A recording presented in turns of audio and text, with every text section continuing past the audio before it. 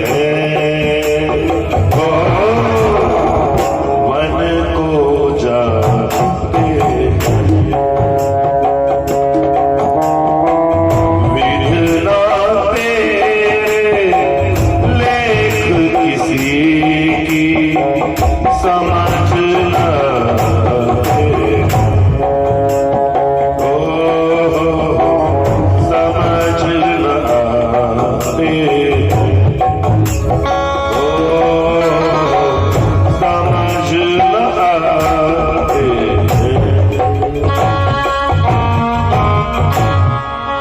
विधाता के लेख भी बड़े विचित्र हैं।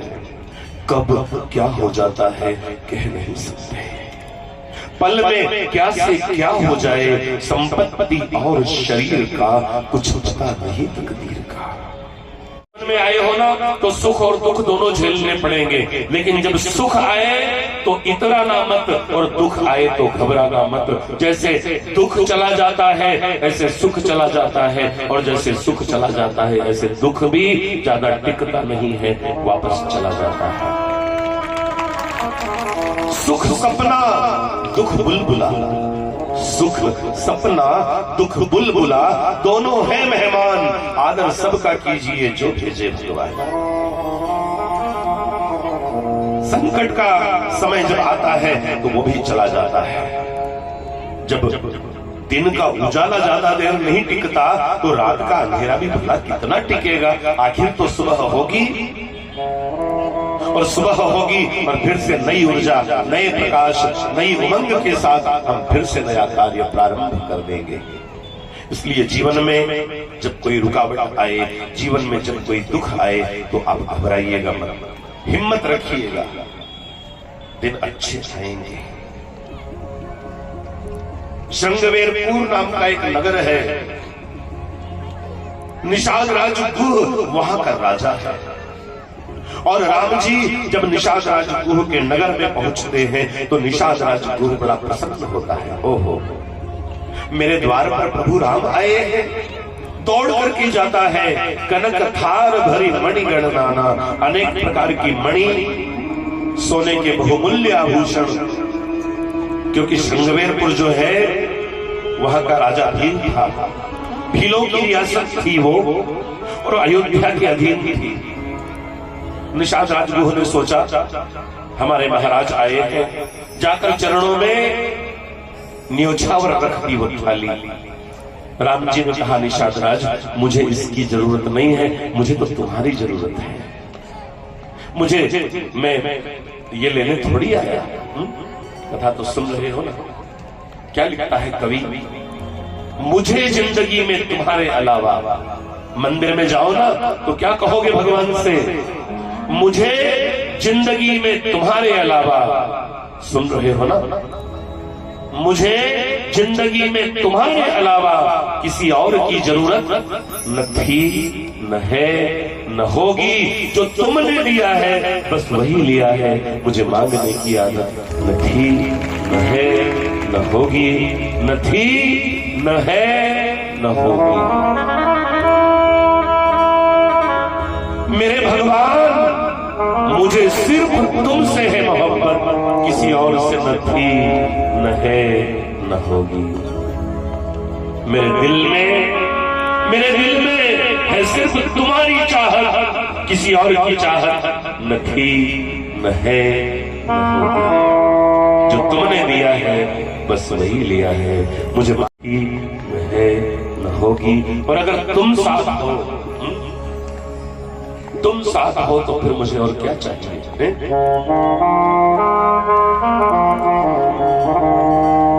श्रृंगवेरपुर की राजा निषाद राजगुह राम जी से कहते प्रभु हम तो आपके अधीन हैं, आपके सेवक हैं। राम जी ने कहा नहीं निषाद राज, तुम भी राजा हम भी राजा, हम मित्र हैं, आओ मेरे गले से लग जाओ। निषाद राज थोड़ा थोड़ा कदम बढ़ाए, बाबा हम लोग आपको नहीं छू सकते, हम छोटी जात के हैं, आप बड़ी जात के हो। राम जी ने कहा तू मुझे नहीं छू सकता, मैं तो तुझे छू सकता हूं ना।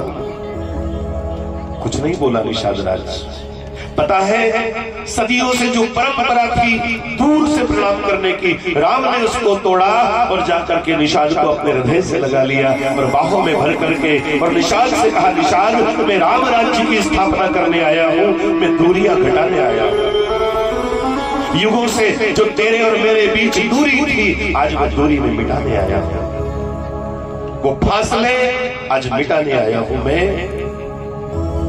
राम राज्य की शुरुआत की है राम ने, जहां कोई छोटा बड़ा नहीं होगा, जाति के आधार पर जहां कोई भेदभाव नहीं होगा, कोई गरीब नहीं, कोई अमीर नहीं, हम सब एक जैसे हैं। इस भारत माता की संतानें हैं हम सब, और हम आपस में भेदभाव कैसे रख सकते हैं?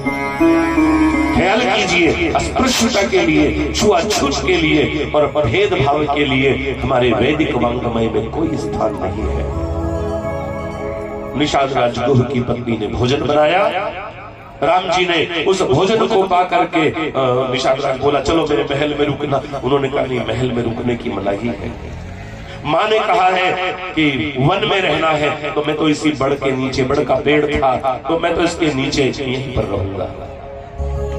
निषाद राजगुह ने अपने सैनिकों को बोला, जल्दी से कुटिया बनाओ, जल्दी।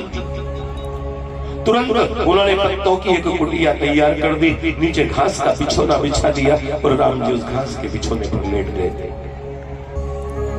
दूर दूर से यहाँ पर कथा में श्रद्धालु आए हैं।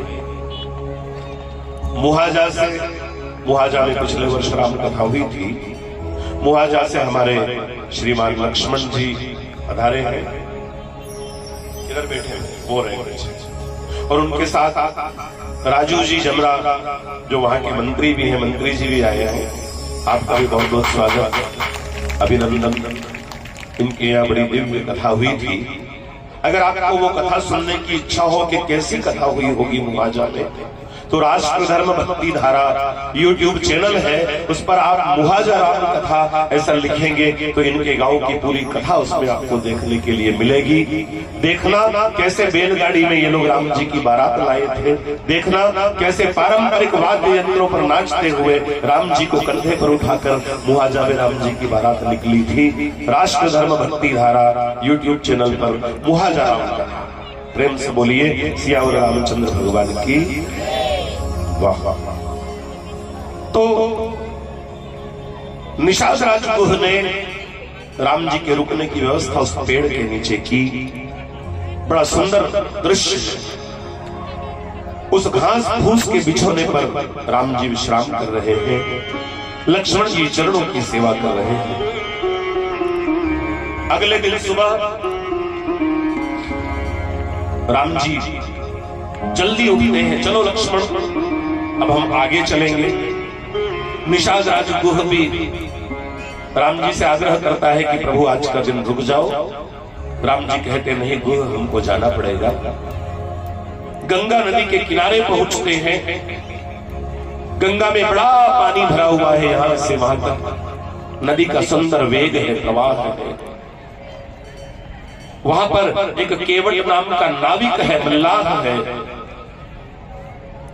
और वो मल्लाह नाव लेकर के खड़ा है।